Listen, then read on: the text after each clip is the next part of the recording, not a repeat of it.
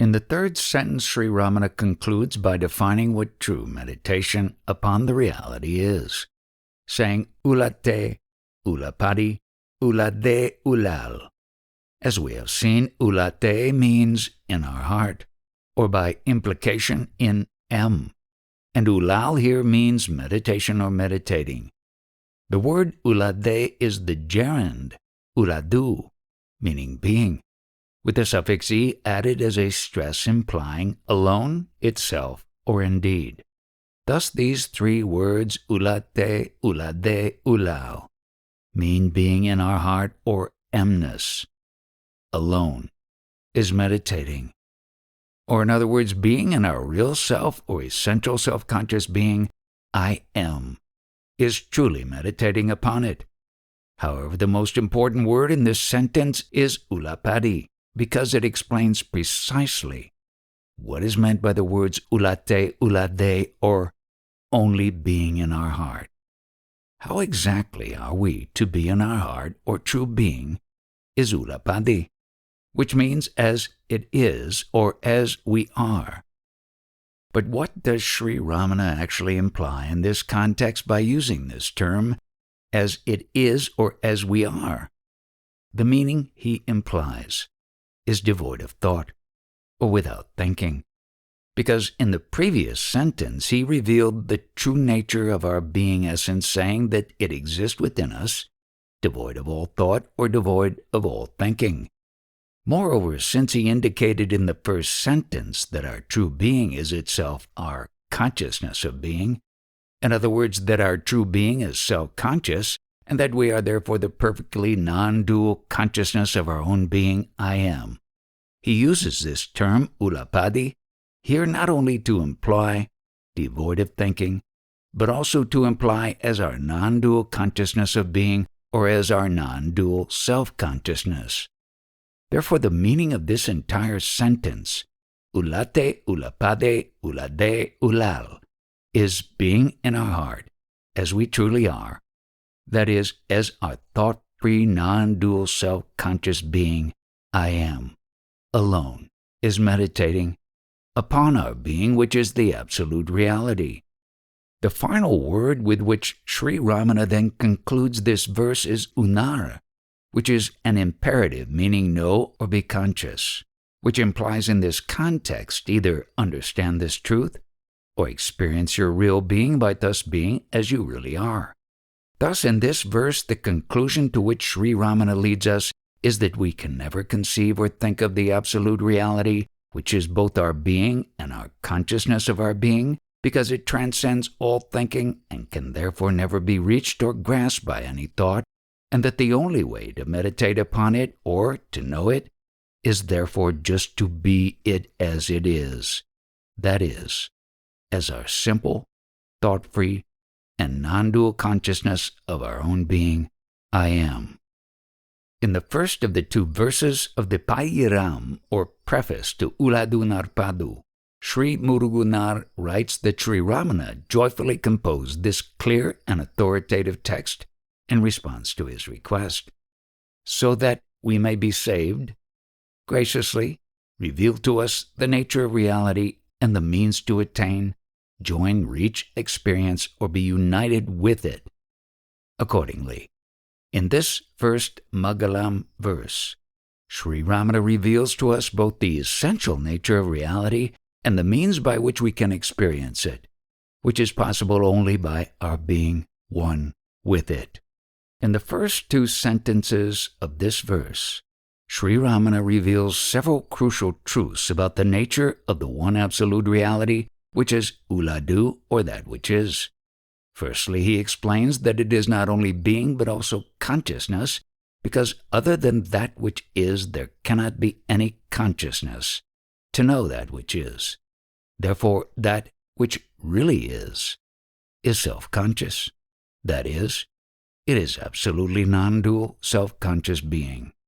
Secondly, he says that the truly existing reality or being essence exists devoid of thoughts or devoid of thinking. That is, it is not a mere thought or mental conception, but is the fundamental reality that underlies and supports the seeming existence of our thinking mind and all its thoughts.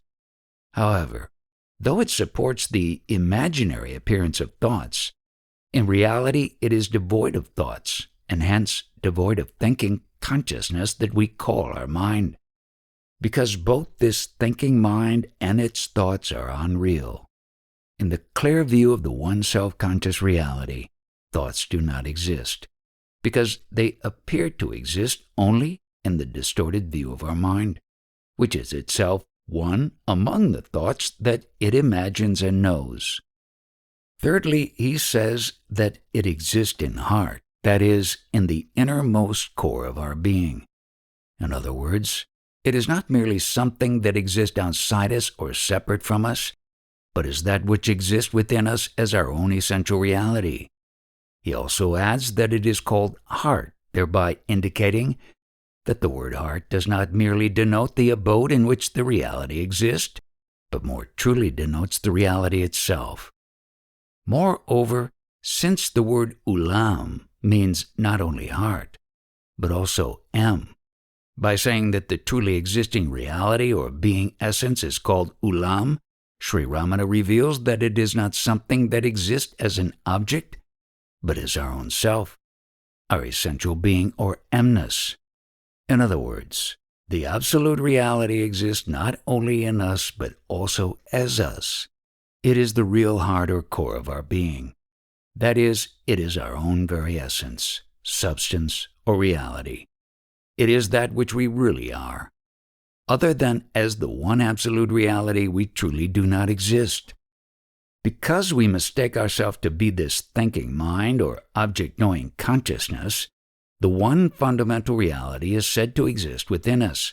But this is only a relative truth, a truth that is only true relative to the distorted perspective of our mind, which experiences dualities such as subject and object, self and other, inside and outside, and so on. Since the one fundamental reality transcends all such dualities, the absolute truth about its nature is not merely that it exists within us, but that it exists as us. Finally, by asking ula porul ulal evan, which means how to or who can meditate upon this being essence, Sri Ramana emphasizes the truth that since the absolute reality is that which transcends thought, it cannot be conceived by mind or reached by thought. Therefore, since its nature is such, what is the means by which we can reach it, attain it, or experience it as it really is? Since it is not only that which is completely devoid of thought, but is also that which is essentially self-conscious, and since it is our own heart or essential being, the only way we can experience it is by just being it. In other words, the only means by which we can attain this one, non-dual absolute reality is by simply remaining as we truly are, that is, as our own true, essential, thought-free, self-conscious being.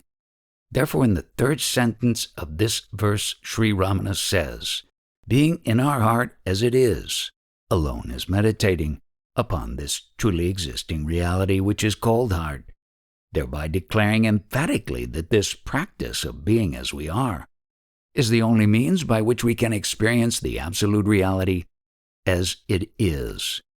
Thus, in the first Mangalam verse, Sri Ramana succinctly reveals both the essential nature of reality and the means by which we can reach it, attain it, or experience it as it really is. Hence, in a nutshell, this verse expresses the very essence of Uladu Narpadu, and all the other 41 verses of this profound text are a richly elaborated explanation of the fundamental truths that he expressed so briefly yet so clearly and powerfully in this first verse. Indeed, since it reveals so clearly not only the nature of the one absolute reality, but also the only means by which we can actually experience it, this verse summarizes the essence not only of Uladu Narpadu, but of the entire teachings of Sri Ramana. Therefore, it is truly the Chudamani or crest jewel of his teachings. And if we are able to understand its full import correctly, comprehensively and clearly, we have truly understood the very essence of his teachings. As in all his other teachings, in this verse Sri Ramana explains to us the nature of reality for a single purpose, namely, to direct our mind towards the one practice that will actually enable us to experience reality as it truly is. Unless we understand the real nature of our goal, we will not be able to understand why the only one path by which we can reach that goal is to practice just being as we always really are. If our goal were something other than ourself, there would be some distance for us to travel in order to reach it. But since we ourselves are the goal that we seek, there is absolutely no distance between us and it, and hence the path by which we can reach it cannot be essentially any different from it. That is, between us and our goal, which is our own real self, there is truly no space to accommodate any path that is other than our goal. Hence our path and our goal must be one in their essential nature. Since our goal is just thought-free self-conscious being, our path must likewise be just thought-free self-conscious being. This is the essential truth that Sri Ramana reveals so clearly in this verse, and that he reiterates in so many different words throughout his other teachings.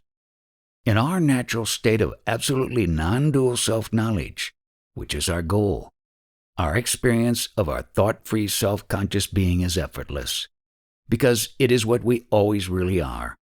However, in our present state in which we imagine ourselves to be this thinking mind, we appear to be not devoid of thought as in truth we are, and hence we feel that we have to make effort to experience our thought-free self-conscious being. Thus, the only difference between our path and our goal is the effort that now seems to be necessary in order for us to abide in our natural state of thought-free self-conscious being. In this path, the effort that we have to make is not actually an effort to be, because we always effortlessly are, but is an effort to avoid mistaking ourselves to be this thinking mind. So long as we imagine ourselves to be this mind, we do not experience ourselves as the true thought-free self-consciousness that is our real nature. Therefore, in order to avoid mistaking ourselves to be this thinking mind, we have to make effort to focus our entire attention upon our essential self-conscious being, I am, thereby withdrawing it from all thoughts. This state in which we focus our entire attention upon our own self-conscious being, thereby excluding all thoughts, is the true state of meditation, which Sri Ramana describes in this verse as ulate, ulapadi, ulade, or only being in heart as it is, or as we are. That is, since the true nature of our essential self or heart is just thought-free self-conscious being in heart as it is just the state of abiding calmly and peacefully in our own essential self as our own essential self. That is, free of all thoughts as our own true, non-dual self-conscious being, I am. Thus, the only path by which we can reach or attain our own essential self, which is the one and only absolute reality, is this simple practice of keenly attentive self-consciousness. Self-consciousness that is so keenly attentive that it gives absolutely no room for the rising of any thought, since no thought can rise unless we attend to it. When we focus our entire attention upon our own essential self-consciousness I am, we automatically exclude the possibility of any thought arising. That is, thoughts arise only because we think them, and this act of thinking involves an imaginary diverting of our attention away from our essential self-consciousness I am. Therefore, the only effective means by which we can remain completely free of all thoughts, and hence completely free of our mind, which can rise and appear to exist only by thinking, is by just being attentively, keenly, and vigilantly self-conscious.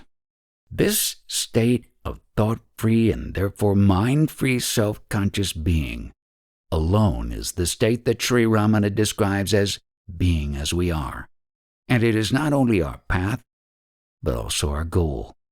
When we practice this vigilantly attentive and therefore thought-excluding self-consciousness with effort, it is the path. And when we experience it effortlessly as our unavoidable natural state, it is our goal, which is the absolutely non-dual state of true self-knowledge.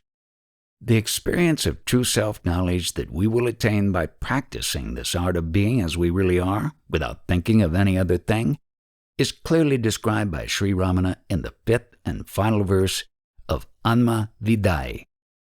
In the Ulam, heart, mind, or consciousness, which investigates itself within itself by just being, as it is, as clear self-conscious being without thinking of anything other than itself, Atma, a real self, which is called Anamalai, and which is the one Porul, absolute reality or essential being, that shines as the eye to our mind-eye, which is the eye to our 5 physical senses beginning with our eyes, which illumine or enable us to know the material world, which is composed of the 5 elements beginning with space, and as the space to our mind space will indeed be seen. For us to be able to remain thus as we really are, grace is also necessary. In order to be a suitable receptacle to imbibe grace, we should be possessed of love for just being as we are. Infinite happiness will then appear or be experienced. The word Anamalai is a name that Sri Ramana often used when referring to God, the absolute reality, which is the Paramatman, the transcendent spirit I am, the one real self of all living beings. Using the word Khan or I as a metaphor for consciousness, he describes this absolute reality as the I to our mind-eye, which is the eye to our 5 physical senses, beginning with our eyes, which illumine or enable us to know the material world, which is composed of the 5 elements, beginning with space. That is, the absolute reality is our essential self-consciousness, our fundamental consciousness of our own being, I am, which is the true light of consciousness that illumines our mind, enabling it to know both itself and all other things, which are merely thoughts that it forms within itself by its power of imagination, which is a distorted function of consciousness. There is truly no I, light, or consciousness other than our fundamental non-dual consciousness of our own being. But when we imagine that consciousness to be our mind, it is seemingly reflected in the adjuncts or upadis that we imagine ourselves to be, and thereby it seems to know things other than itself. That is, the limited consciousness that we call our mind, and which Sri Ramana here refers to as our mind-eye, is a reflected and thereby distorted form of consciousness, an apparition whose sole underlying reality is our real non-dual consciousness of being. Hence he describes our real consciousness as the I to our mind-eye, not because it actually knows anything through our mind, but because it is the one reality that we mistakenly experience as our mind. Since our mind could not know anything if the light of our real consciousness were not shining within it as I am, that light is the eye that illumines our mind. Our mind is in turn the eye to our 5 senses, because it is the consciousness that sees through our eyes, hears through our ears, and so on. Our 5 senses function like lenses, through which we direct our mind in the form of our attention to perceive the seemingly external world, which is considered to be composed of 5 elements or basic qualities known as space, air, fire, water, and earth, which in approximate terms may be described respectively as the qualities of accommodation, motility, or non-cohesive fluidity, transformation, cohesive fluidity, and solidity. Since this directing of our attention through our senses thus enables us to know this imaginary world, Sri Ramana says figuratively that our senses illumine the material world, which is composed of the 5 elements, beginning with space. Besides describing the absolute reality, which is our own real self, our fundamental and essential consciousness of being as the I to our mind I, he also describes it as the space to our mind space. The physical space or bhutakasa, in which all the objects of this universe are contained, is itself contained within our mind space or chitakasha, which is in turn contained within our consciousness space or chitakasha. That is, just like the world that we experience in our dream, this entire universe and the physical space in which it is contained are mere thoughts or mental images that we form in our mind by our power of imagination, and hence the space in which this physical space is contained is our own mind. Likewise, since our mind rises and subsides within ourself, the space in which this mind space is contained is our own fundamental consciousness of our being. In order for us to see or experience within ourselves this absolute reality which is Atman, our own true self or spirit, the I to our mind I, and the space to our mind space, Sri Ramana says we have only to investigate within as it is without thinking of anything other. That is, we have to investigate or scrutinize ourselves within ourselves by just being as we really are. That is, as our clear self-conscious being, without thinking of anything other than ourself. Only by practicing this art of simple self-attentive being can we experience the absolute reality as our own self or essential being. However, after saying this, Sri Ramana adds an important proviso, arulum venume, which means grace is also necessary. What exactly is the grace that he refers to here? And why does he emphasize the need for it in this context? Grace is a power, the supreme and only truly existing power. It is the power that is inherent in our real self, and that is indeed not different from our real self, because our real self is absolute, infinite, and therefore perfectly non-dual being, consciousness, happiness, and love. Grace is the power of love, the love that our real self has for itself, the love that it has just to be as it is, as perfectly self-conscious and infinitely blissful being. Grace is therefore not a power that is extraneous or alien to us. It is our own power, our power of love for ourself, for our own essential self-conscious and blissful being. Our power of grace is the true and original nature of all other forms of power. The first other form of power that seemingly arises from grace, which is the only real power, is our power of Maya, or self-delusion. Our power of Maya arises because we seemingly choose to forget or ignore our true, infinite, undivided, and non-dual self-conscious being, and to imagine ourselves to be a finite consciousness that experiences the existence of duality or otherness. This self-imposed self-forgetfulness or self-ignorance is not real, but is a mere imagination, and it is experienced not by our real self, but only by our mind, which is itself part of the imagination that it experiences. Other than our mind or power of imagination, which is just a distorted and illusory function of our simple non-dual consciousness of being, there is no such thing as Maya or self-delusion. Our power of Maya arises in the form of our own mind, and it and its effects appear to exist only so long as we imagine ourselves to be this mind. That is, only so long as we ignore our true non-dual self-conscious being and therefore fail to investigate or scrutinize the real, fundamental, and essential nature of our mind.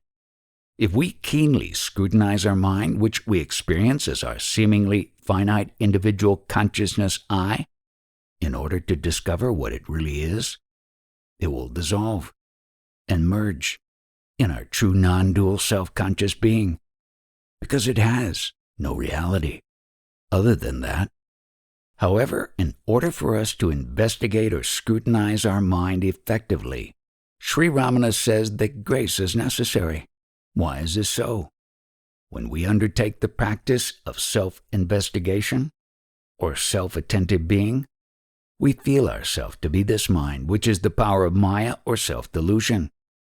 If we believe that we can attain our natural state of true self-knowledge by our own efforts, that is, by the power of our own mind, we will surely fail, because our mind is the power of self-delusion, and hence it will delude us in an infinite variety of ways in order to ensure its own survival. In order for us to attain true self-knowledge, therefore, we must surrender our mind, that is, we must entirely dissociate ourselves from it. So long as we continue to cling to the illusion that this mind is ourself, it will continue to delude us. Therefore, since we cannot rely upon the power of our mind to enable us to experience ourselves as we really are, upon what power must we instead depend? Only upon the power of grace, which is the source from which our mind derives its limited power. We can attain absolute true knowledge only by the infinite power of grace, and not by the finite power of our mind, because no finite power can produce an infinite or absolute result. Therefore, so long as we continue to experience ourselves as this finite consciousness that we call our mind, which we will continue to do until it is dissolved entirely in the clarity of true self-knowledge, we must depend entirely upon the power of grace to motivate us and impel us in our efforts to practice the thought-free and therefore mind-free art of self-attentive being. How, in practice, can we depend entirely upon the power of grace? Or in other words, how can we avoid depending even in the least upon the self-delusive power of our mind? The answer is given by Sri Ramana in the next clause, Anbu Penume, in which Anbu means love and Penume literally means put on, wear, undertake, assume, be possessed of, be yoked with, be caught by, be ensnared by, be entangled with, or be fettered with. Thus, Anbu Penume basically means be possessed of love, or simply have love. Only by true, wholehearted, and all-consuming love for our natural state of just being can we truly become a receptacle fit to receive, imbibe, and assimilate grace. As explained by Sri Ramana in verse 966 of Guru Vachaka Kovai, which we discussed in the previous chapter, grace is always available to us, existing in the core of our being as the clear light of our own absolute self-consciousness I am. To receive, imbibe, and assimilate it, therefore, all we need do is to turn our entire attention towards it. But in order to be able to turn and keep our attention firmly fixed in the clear light of grace, which is our own essential consciousness of being, devoid of even the least contamination in the form of thinking or knowing otherness, we must have overwhelming love for being. What obstructs and obscures the clear light of grace is only the rising of our mind with all its restless activity of thinking and its resulting knowledge of duality or otherness. Therefore, we can experience and assimilate grace only to the extent to which our mind subsides, or in other words, only to the extent to which we surrender ourselves to being. Normally, however, our mind is not willing to surrender itself entirely by subsiding self-attentively in our own essential being, and hence when we try to turn our attention towards ourself, it rises in rebellion, trying to think of anything other than our simple being. Only when we succeed in cultivating overwhelming bhakti, or love for just being, and consequently steadfast vairagya, or freedom from even the least desire to think of anything other than being, will our mind willingly submit to its own annihilation. The overwhelming and all-consuming love for absolute being that we require in order to be able to surrender ourselves entirely to the infinite fullness of being that we call God is cultivated within us both by the magnetically attractive power of grace, which is always shining in the innermost core of our being as infinite peace, happiness, and love, and by our responding to it by willingly turning our attention towards it and thereby trying to abide as our own naturally self-conscious being. All we can do to cultivate the required love in our heart is to yield to the attracting power of grace by tenaciously persevering in our practice of the art of self-attentive being. If we sincerely and repeatedly attempt to keep our entire attention fixed in our mere being, grace will bestow upon us every form of help that we need, both inwardly and outwardly, and will thereby steadily nurture within us the true love that we require. The power that motivates us and enables us to turn our mind inwards and to abide firmly as our simple self-conscious being is not the power of our mind, but only the power of true love or grace, which is the power of our own real self. The power of our mind is a power of extroversion, self-delusion, and egocentric desire, and hence it can never enable us either to turn within or to remain firmly in the egoless and thought-free state of just being. It is in fact the power that by its very nature derives our attention outwards and therefore prevents us from abiding as being. Therefore, we should never imagine that by our own egotistical power we can attain the non-dual experience of true self-knowledge. Without the power of grace, we can never cultivate the perfectly submissive and heart-melting love that we require to abide eternally as the infinite and mind-free reality. If we imagine that we can attain the supreme and egoless state of absolute oneness with the infinite reality by the finite power of our own mind and our mind-driven efforts, we are merely allowing our mind to delude us into believing its power to be real. The seeming power of our mind is not only trivial in comparison with the infinite power of grace, but is actually entirely unreal.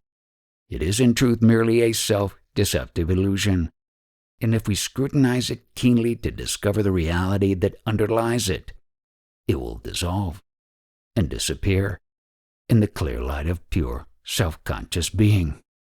So long as our mind tries to assert its own power in an attempt to turn its attention away from all thoughts towards itself, it is merely struggling with itself, and thereby giving reality to its own seeming existence, and hence it will not be able to subside truly and completely.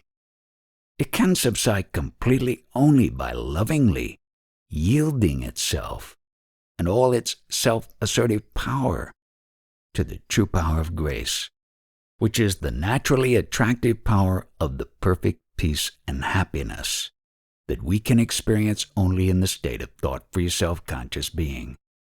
Hence, we will be able to surrender our mind completely only when, by the all-loving power of grace and by our reciprocal love and effort just to be, we steadily gain the inner clarity that is necessary for us to be able to experience fully the overwhelming attraction of the infinitely blissful state of just being.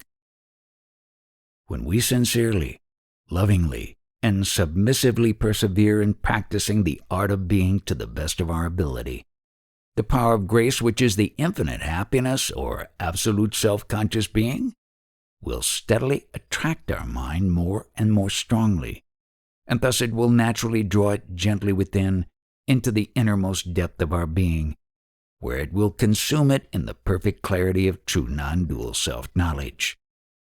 What we will then experience is expressed by Sri Ramana in the final clause of this verse, Inbu tonume, which means simply happiness will appear, or happiness will shine forth.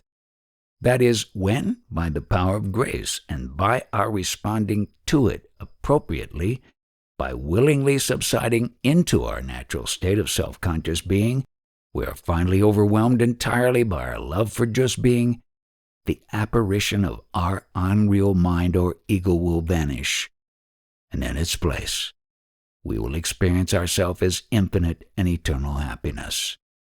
In order to yield ourselves entirely to the power of grace and thereby just to be as we really are, we must be extremely vigilant to avoid giving even the least room to the rising of our thinking mind. Since we allow our mind to rise only by imagining anything other than our own being, in order to avoid allowing it to rise, we must keep our attention firmly fixed on our mere being. In other words, to be as we really are, we must be vigilantly self-attentive. Sri Ramana has therefore taught us that vigilantly, steadfastly, and tenaciously practicing this art of self-attentive being is the only means by which we can surrender our mind or false individual self entirely, and thereby experience our real self or infinite being. To practice this art successfully, we must have a true and deep love for being. That is, we must have a sincere and wholehearted love just to be, not to be this or that or anything else.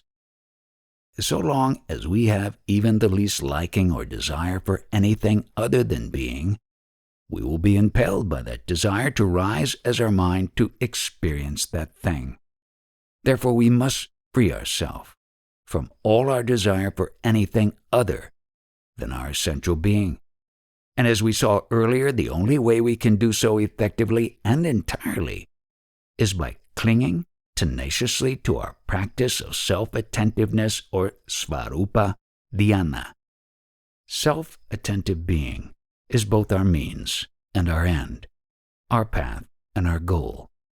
Since the nature of our true self or absolute reality is eternally self-conscious being, being that is ever clearly conscious only of itself and of nothing else, we can experience it only by being as it is.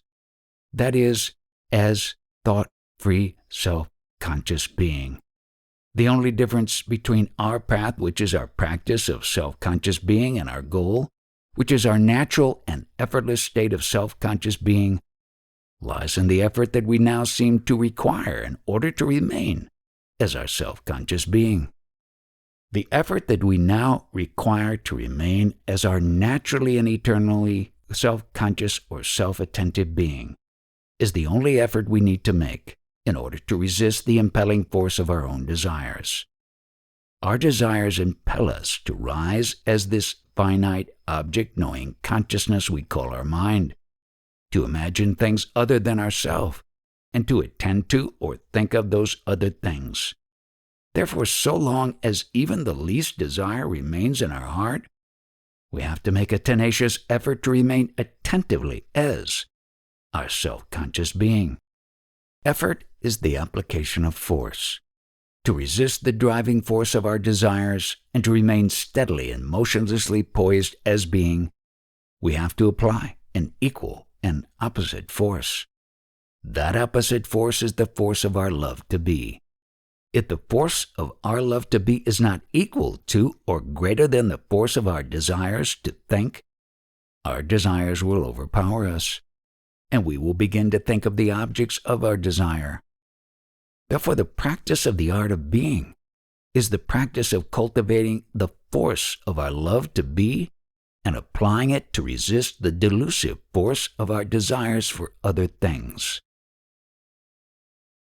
By repeated and persistent practice of this art of self-attentive being, we will steadily gain the love we require to remain effortlessly as being. Only when our love grows by means of our sincere and tenacious efforts to be ever self-attentive, and when it thereby finally overwhelms us entirely, will we achieve the skill to remain effortlessly in our natural state of just being, which is our thought-free and therefore perfectly clear, self-conscious I am. The love we have just to be is the purest and most perfect form of love. since our natural state of just being is the true form of God, attending to and thereby abiding as our essential being is the only way we can truly express our love for God. As Sri Ramana says in verse 9 of Upadesa Undiyar and verse 15 of Upadesa Tanip Pakal, by the strength of such ananya bhava, the attitude or conviction that God is not other than ourself, being, abiding, or remaining in sat bhava, our natural state of being, which transcends all bhavana, imagination, thinking, or meditation, is alone parabhakti tattva, the true state of supreme devotion.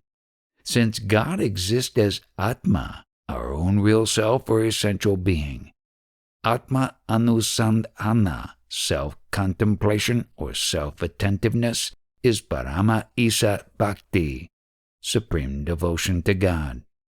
When we rise as our mind or finite individual self, we seemingly separate ourselves from God, who is our own true being, and thereby we commit the original sin of imagining divisions in the infinite and indivisible being that is God.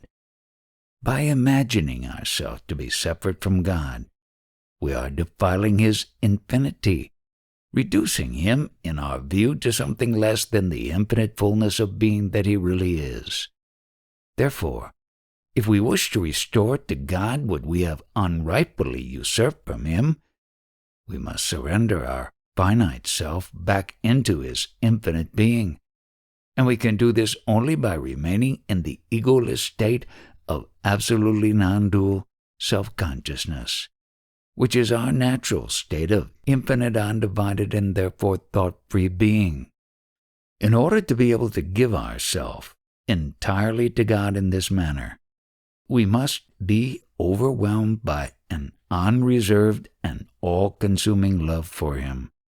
So long as we retain even the least love for our existence as a separate individual, we will resist yielding ourselves entirely to Him. However, the more we practice abiding as a perfectly thought-free and clearly self-conscious being, the more we will experience the taste of the infinite peace and happiness which are the real nature of our being, and thereby our love for being will steadily increase until eventually it will consume our mind and drown it forever in the ocean of infinite being, consciousness, happiness, peace, and love. Abiding in this state of absolute bliss is the true way of serving God in the manner in which He wants us to serve Him. This important truth about the only manner in which we can render real service to God is stated by Sri Ramana in verse 29 of Upadesa Undiyar. Abiding permanently in this state of parasukha, supreme or transcendent happiness, which is devoid of both bondage and liberation, is abiding in the service of God. When we imagine ourselves to be a finite individual, we are doing a great disservice to God because we are thereby making it necessary for Him to draw us back into Himself. Therefore, so long as we imagine ourselves to be separate from Him, nothing that we may do is truly a service to Him. The only service He requires of us is for us to surrender ourselves entirely to His will, which is that we should remain happily as one with Himself. Therefore, surrendering our finite self by abiding as our essential, non-dual self-conscious being, which is both the thought-free state of supreme happiness and the absolute reality that we call God, is truly abiding in His service. Since our natural state of supreme happiness is the state of just being, it is completely free of any doing or thinking, and hence it is devoid of all thoughts, including the thoughts of bondage and liberation. Bondage and liberation are a pair of opposites, and therefore they exist only in the unreal state of duality. In the non-dual state of true self-knowledge or absolute oneness with God, all thoughts of bondage and liberation disappear, along with our thinking mind and all its imaginary duality. When we first learn about this art of self-attentive being and understand the importance of practicing it to our utmost ability, many of us wonder, how can we practice it in the midst of all our day-to-day activities? Our mundane life in this world and the absolute truth taught by Sri Ramana and other sages appeared to be two completely different states of reality, divided by such a vast chasm that it is difficult for us to imagine how we can in practice even begin to reconcile the two of them. How can we actually practice this art of being when our mind is being constantly pulled hither and thither by the outward demands of our life in this world and by the inward pressure of our desires and attachments? Whatever may be the circumstances of our life, and however great may be the external and internal pressures upon us, we always know, I am. Therefore, the chasm that we imagine existing between ourself and the absolute reality is unreal. The absolute reality is our simple self-conscious being, which we always experience as I am. And therefore, it is our nearest and dearest. There is nothing so close or so dear to us as the absolute reality, because it is our own real self. Since we always experience it as I am, it is always possible for us to attend to it. Nothing can truly prevent us from being self-attentive whenever we want to be. The imaginary chasm or divide that seems to separate us from the infinite fullness of being, consciousness, and happiness is in fact nothing but our own desires. However, our desires have no reality or power of their own. They appear to be real and powerful only because we give them reality and power by attending to them. If we steadfastly ignore them by clinging tenaciously to self-attentive being, they will be powerless to distract us from our natural state of being. In practice, however, most of us experience difficulty in holding firmly and uninterruptedly to self-attentiveness, because our desire to think of other things is greater than our love to remain as our naturally thought-free and self-conscious being. But no matter how much difficulty we experience, if we persist in our efforts to draw our attention back to our own being whenever we notice that it has slipped away to think of other things, we will gradually gain the skill, the love and desirelessness that we require to remain simply as our self-conscious being. As Sri Sadhu Om used to say, where there's a will, there's a way, but where there's no will, there's a hill. That is, if we sincerely want to practice self-attentiveness, we will find that it is possible for us to do so, even if only falteringly and intermittently. But if we lack a sincere wish to practice it, we will feel that it is too difficult for us. Ultimately, all difficulty is in our own mind, because it can never really be difficult for us to be self-attentive, even if only momentarily. If we feel that being self-attentive is too difficult for us, we feel so only because we really do not have sufficient will even to try, or after trying a little to persist in our attempts. Even if we are able to be self-attentive only momentarily, that will be sufficient as a start. However, to gain a real benefit from such momentary self-attentiveness, we must persist in our attempts to catch such moments as frequently as possible and to hold on to each such moment as long as possible.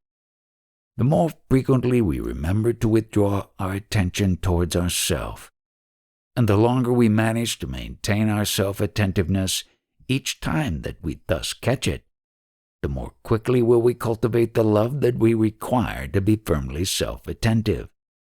One question that is often raised is whether or not it is necessary for us to sit with closed eyes in order to practice self-attentiveness. The simple answer to this is that it is certainly not necessary, because we can be self-attentive whatever our body may be doing or not doing, and whether our eyes are open or closed. Self-attentiveness has nothing to do with either the posture of our body or the closing of our eyes, but is only a matter of our attention. Our eyes may be open, but our attention may still be focused on our being. And conversely, our eyes may be closed, but our attention may nevertheless be dwelling upon thoughts of things other than ourselves. However, though it is not essential for us to sit in meditation with closed eyes in order to practice self-attentiveness, it may sometimes be helpful for us to do so. In order to sink into a state of deep and intense self-attentiveness, we may find it helpful to refrain not only from mental activity but also from physical activity. However, refraining from physical activity does not necessarily mean sitting with eyes closed. Our body may be sitting or lying or in any other posture, so long as our attention is not on it but only on our essential self-conscious being. Likewise, our eyes may be open or closed, so long as our attention is not going outwards either to see or to think of any object in the outside world. The attitude we should have to our body whenever we attempt to experience clear and intense self-attentiveness is expressed by Sri Ramana in the words Pinam pol tirndu udalam, which means leaving the body like a corpse, and which were the words that he added between verses 28 and 29 when he expanded the 2 plus 40 verses of Uladu Narpadu into a single verse in Kalivenba meter. Though he added these words to the last line of verse 28, in their meaning they form part of the first sentence of verse 29, which with their addition means leaving our body like a corpse, and without saying I by mouth, scrutinizing by our mind, sinking, diving, or piercing inwards, where does this mind rise as I? Alone is the path of jnana, the practice that leads to true knowledge. In this context, leaving our body like a corpse may either refer to the attitude with which we should withdraw our attention from it, or to the posture in which we should leave it. When as a 16-year-old boy Sri Ramana was overwhelmed by a sudden and intense fear of death, he lay down like a corpse and turned his entire attention towards his essential being in order to discover whether his being or I would survive the death of his physical body. Because he withdrew his attention entirely from his body, his mind and all other things, and instead focused it wholly and exclusively upon his consciousness of his own being, he instantly experienced true self-knowledge, and thus his mind was dissolved forever in the infinite and absolute reality. Thus, in his own case, Sri Ramana not only withdrew his attention from his body as if it were a lifeless corpse, but also laid his body down as if it were a corpse that had been laid out in preparation for its cremation. This does not mean, however, that we should necessarily lie down when we practice self-attentiveness. We certainly can practice self-attentiveness while lying down, but in practice we may often find it preferable to sit instead of lying, because while sitting upright it is usually easier for us to remain alert and thereby to avoid drowsing off into sleep or a dream.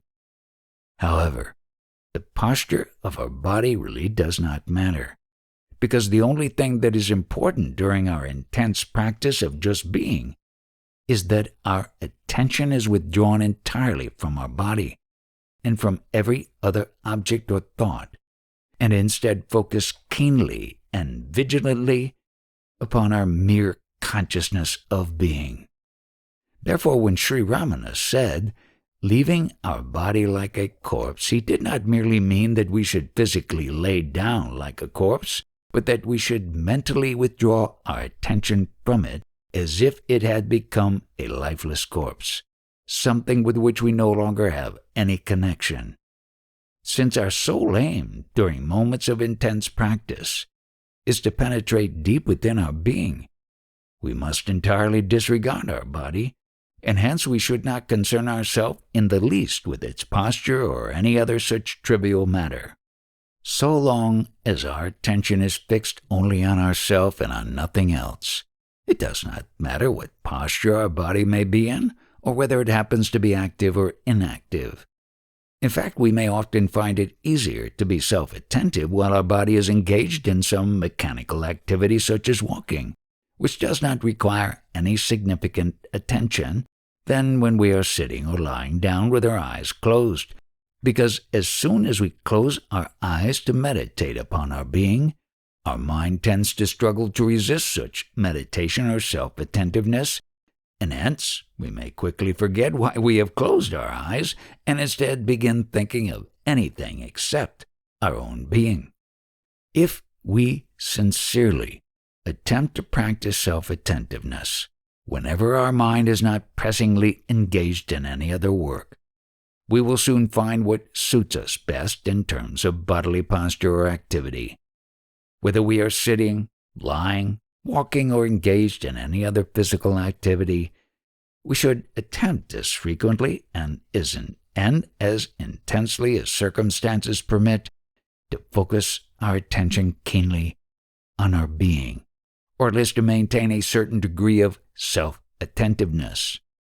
Therefore, all questions about bodily posture are missing the whole point of the art of self-attentive being, which is that we should concentrate our entire attention upon our being and should thereby ignore our body and all other things. Another question that is often raised is whether or not we should set aside certain periods of time each day to practice self-attentiveness. Again, the answer to this question is that it is not necessary for us to do so, but that we may find it to be helpful. It is all a matter of personal preference and lifestyle.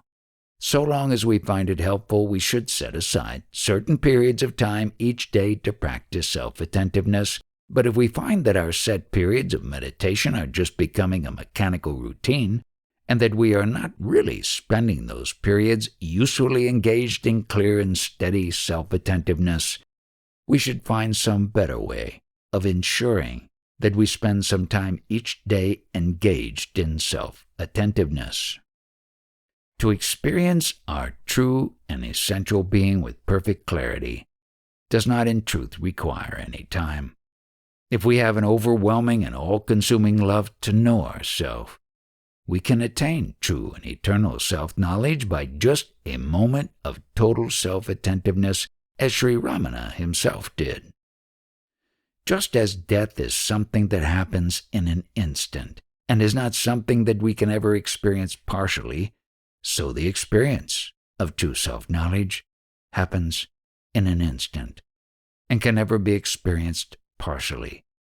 Either we imagine ourselves to be a finite individual, as we do so long as we still feel that our self-attentiveness or self-conscious being is a practice and not something entirely natural and unavoidable, or we are wholly consumed by the absolute clarity of true self-knowledge, in which case we will know that we have always been nothing other than infinite and perfectly clear self-conscious being.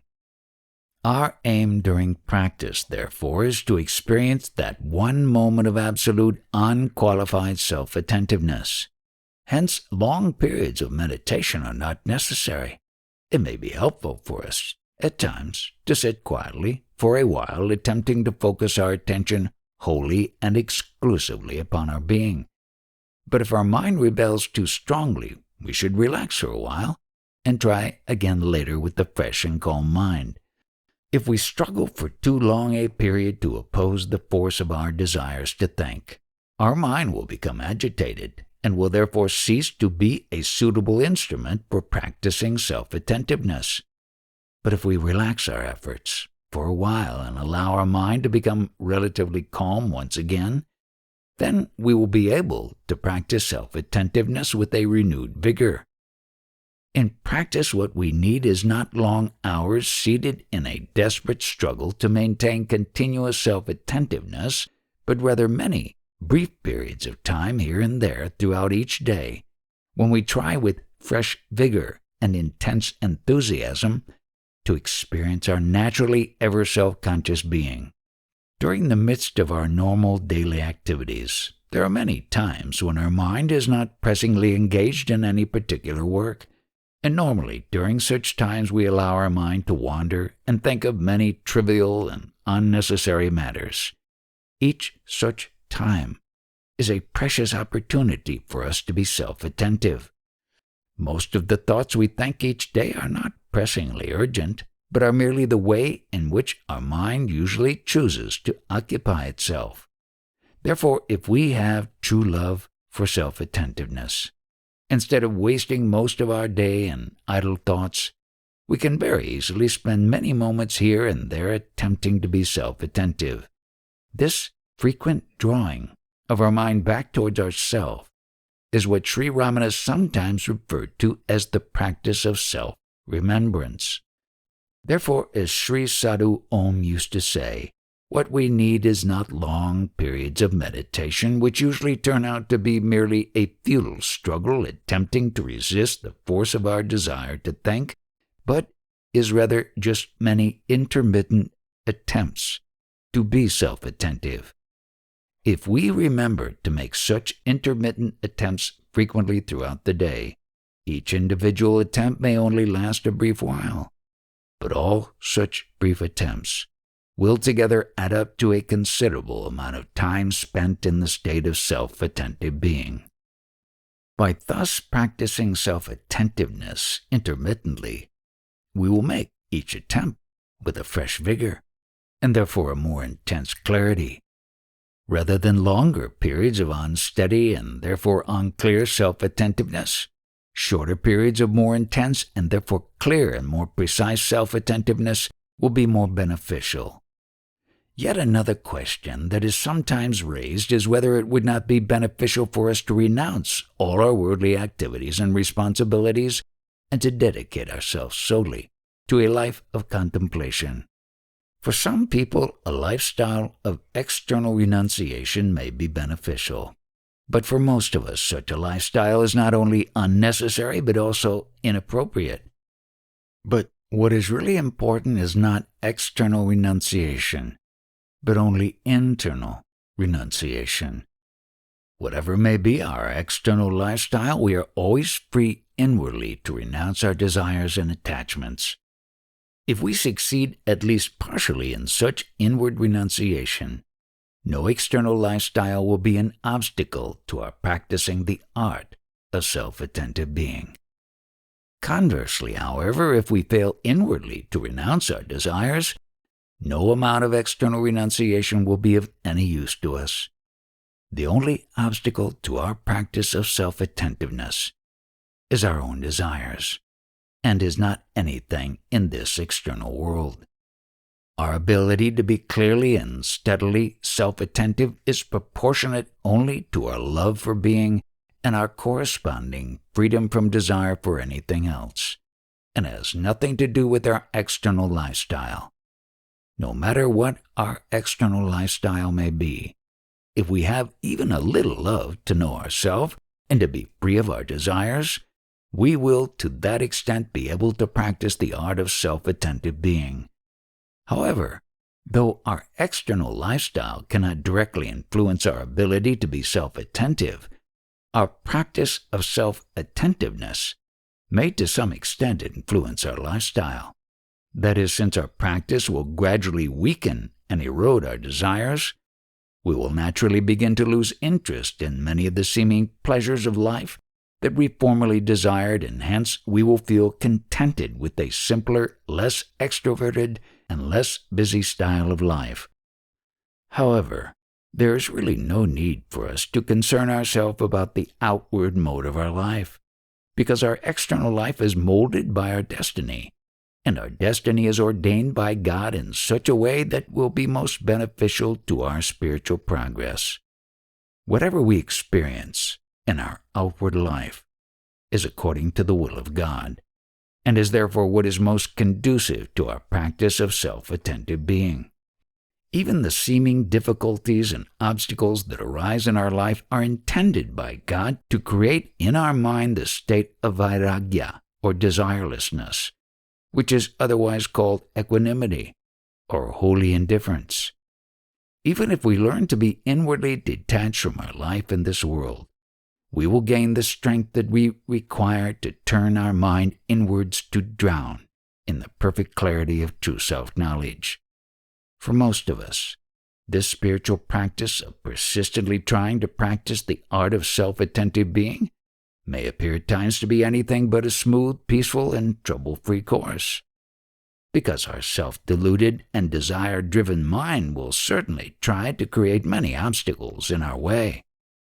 However, whatever obstacles our mind may create, we can overcome all of them by undaunted perseverance. Except by tenaciously persevering in our practice of self-attentiveness, there is no way that we can effectively overcome all the seeming obstacles that we as our mind create for ourselves. One of the many self-deceptive tricks that we as our mind tend to play on ourselves is to expect and look for some cognizable results from our practice, and to feel dejected when we do not experience the results that we hope for. However, any cognizable results that we may experience on this path are deceptive, because they are experienced only by our mind, whose nature is to delude itself with appearances and to distort and thereby see out of proportion whatever it happens to experience. Therefore, nothing that is experienced by our mind can be a true indicator of our spiritual progress. As Sri Ramana used to say, our perseverance is the only true sign of our progress. That is, if we persevere in our practice, that is clear evidence of our love for being. And so long as we have that love, we are surely making progress. If, on the other hand, we fail to persevere, that indicates that we lack the love that we require to make rapid progress. However, if we make even a little effort to be self-attentive, or at least have a liking to try, to that extent we do have love for being, so we should not feel dejected because of our inadequate perseverance, but should continue to persist in our attempts to whatever extent we find possible. Even a little sincere effort will go a long way towards cultivating in our heart the true love that we require to reach our ultimate goal of absolute self-knowledge. Whenever we find that our enthusiasm and perseverance are faltering, we should read once again the teachings of Sri Ramana, or books that explore and discuss their import and significance, and we should ponder deeply over their meaning, because such repeated reading or shravana and musing or manana will rekindle our enthusiasm to persevere in the practice or nidhyayasana of keen self-attentiveness.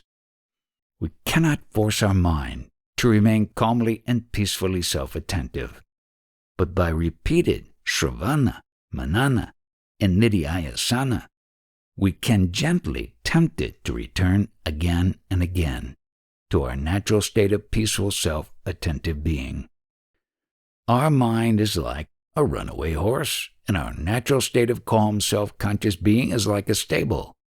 Just as we do not use physical force to catch and pull a runaway horse back into the stable, but would simply tempt it to return willingly by gently and patiently holding a handful of grass in front of it, so we should not try in vain to overcome our desires and the resulting self-deceptive workings of our mind by confronting and fighting with them, but should gently and stealthily tempt our mind by whatever means possible to return willingly to our natural state of serene self-conscious being, which is its source and natural abode. Until our mind is completely dissolved in the infinite luminescence and clarity of true self-knowledge, we will continue to experience ourselves as a finite individual, and as such we will feel ourselves to be one among the many living beings in this world, and hence we will have to interact constantly with other people. When we interact with other people, our deeply rooted vasanas, or mental impulsions, will tend to rise vigorously to the surface of our mind in the form of subtle and therefore strong likes and dislikes, attachments and aversions, possessiveness, selfishness, greed, lust, anger, jealousy, pride, egoism, and other such undesirable feelings and emotions. Thus, our interactions with other people are a good opportunity for us to recognize such bad qualities in ourselves and to resist the sway that they hold over us by applying the vairagya, or holy indifference, that we are gradually cultivating through our practice of self-attentive being.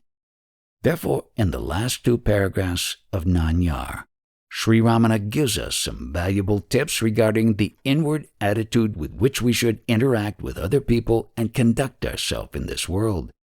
In the 19th paragraph he says, "There are not 2 classes of minds, namely a good class of mind and a bad class of mind. Only vasanas, impulsions, or latent desires are of 2 kinds, namely subha, good or agreeable, and asubha, bad or disagreeable. When a person's mind is under the sway of subha vasanas, agreeable impulsions, it is said to be a good mind, and when it is under the sway of asubha vasanas, disagreeable impulsions, a bad mind. However bad other people may appear to be, disliking them is not proper or appropriate. Likes and dislikes are both fit for us to dislike or to renounce. It is not proper for us to let our mind dwell much on worldly matters. It is not proper for us to enter into the affairs of other people, an idiomatic way of saying that we should mind our own business and not interfere in other people's affairs. All that one gives to others, one is giving only to oneself. If everyone knew this truth, who indeed would refrain from giving? The only thing that we should truly dislike is our own likes and dislikes, because they agitate our mind and disturb our natural peace and equanimity. We dislike certain people because we feel they are the cause of the irritation and annoyance that we feel when we interact with them or think of them, but in fact, the real cause of our irritation and annoyance is only our own likes and dislikes. If we were completely free of likes and dislikes, no other person could make us feel any aversion or other negative emotion. What truly disturbs us when we interact with a person we dislike is not actually that person's asubha vasanas or disagreeable impulsions, but is only our own asubha vasanas. Because our asubha vasanas are what manifest as our likes and dislikes. Our likes and dislikes are both forms of desire, and like all forms of desire, they drive our mind outwards, away from the infinite peace and happiness that exist in the core of our being.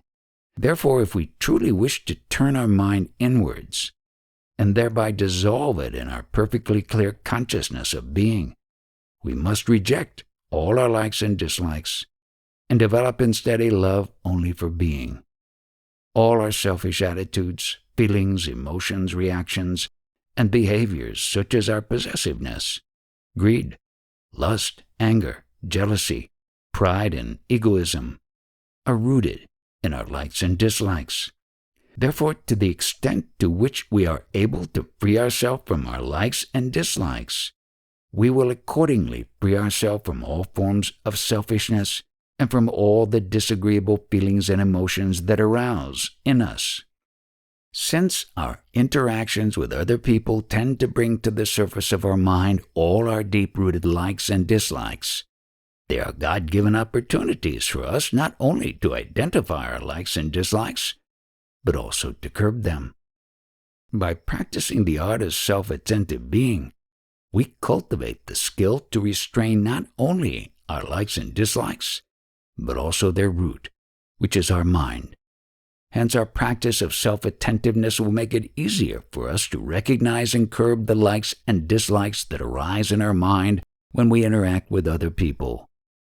Conversely, by curbing our likes and dislikes when we interact with other people, we are cultivating our vairagya, or freedom from desires, and this will in turn help us in our practice of self-attentive being. When Sri Ramana says that it is not proper for us to allow our mind to dwell much upon worldly matters, or for us to interfere in the affairs of others, he does not mean that we should be indifferent to the sufferings of other people or creatures. It is right for us to feel compassion whenever we see or come to know of the suffering of any other person or creature, because compassion is an essential quality that naturally arises in our mind when it is under the sway of sattva guna, or the quality of beingness, goodness, purity. And it is also right for us to do whatever we reasonably can to alleviate such suffering. However, suffering is an unavoidable fact of embodied existence, and there is little that we, with our limited powers, can do to alleviate the many forms of suffering that exist and will always exist in this world. Therefore, if we allow our mind to dwell upon the sufferings and injustices in this world, we will only lose our own peace of mind, and to little or no avail. Rather than imagining that we can really do anything significant to alleviate the suffering in this world, it would be more beneficial if we simply take care to avoid contributing in any way to that suffering. For example, hundreds of millions of animals are subjected to unnecessary and unjustifiable suffering due to the cruel practices of factory farming, and every day millions of them are cruelly slaughtered just to satisfy the unnatural and inhumane craving that people have to eat their flesh. This is a sad fact of life, and a very sorry reflection on the so-called civilization and humanity of the modern human race. But there is little we can actually do to prevent all such cruelty from happening. However, though we cannot prevent it, we can easily avoid contributing to it, simply by refraining from eating meat, fish, eggs, or any other animal-derived products. Similarly, so many unjustified wars are fought in this world, all as a result of human greed. And every year more than 100 million children and adults die of starvation and other poverty-related causes, in spite of all the abundant food and other material resources that a large section of the human race are enjoying. Many factors contribute to sufferings, but at the root of all those factors lies human selfishness and greed. Though in the complex economy of the modern world in which we are all to some extent unavoidably involved, it is difficult for us to know exactly what effects our means of earning and each of our spending habits and other forms of behavior are having on the lives of those less fortunate than ourselves. To whatever extent possible, we should try to avoid contributing by our own actions to the sufferings that are caused by this unjust economy. And we can avoid this by simplifying our lifestyle and minimizing our dependence upon material possessions and other objects of sense enjoyment.